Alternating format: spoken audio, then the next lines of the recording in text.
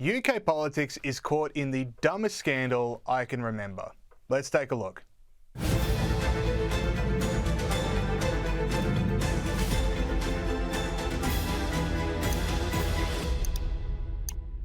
Everyone in the UK is talking about what Nigel Farage may or may not have said, and whether what he may or may not have said rules him out as a potential Prime Minister.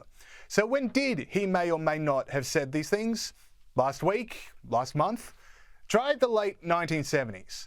The Guardian this last week kicked this all off with an article titled, "Deeply Shocking, Nigel Farage Faces Fresh Claims of Racism and Anti-Semitism at School," where they wrote, "In recent weeks, The Guardian has heard allegations from more than a dozen school contemporaries of Farage who recount incidents of deeply offensive behaviour throughout his teenage years. This is not the whole picture.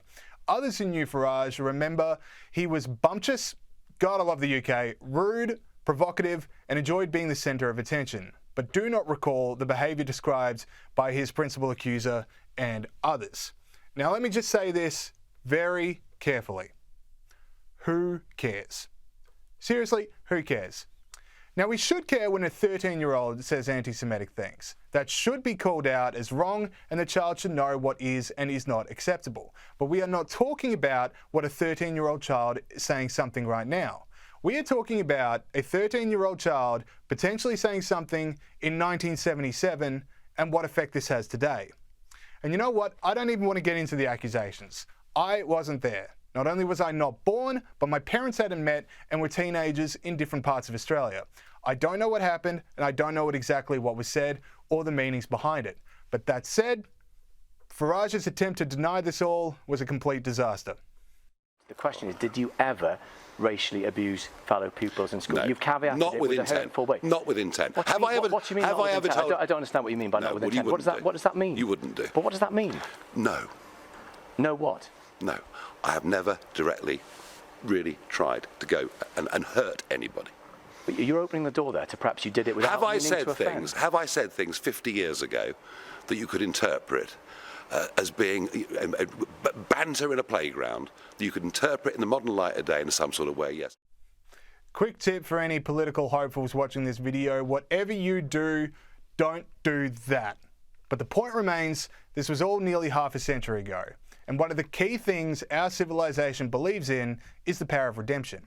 You could argue it's one of our central legacies from our Christian foundations, that we are not always and forever bound by the sins of our past. And as such, the majority of us would surely feel that whatever Nigel Farage has said as a 13-year-old boy should not bear on him now as a 61-year-old man.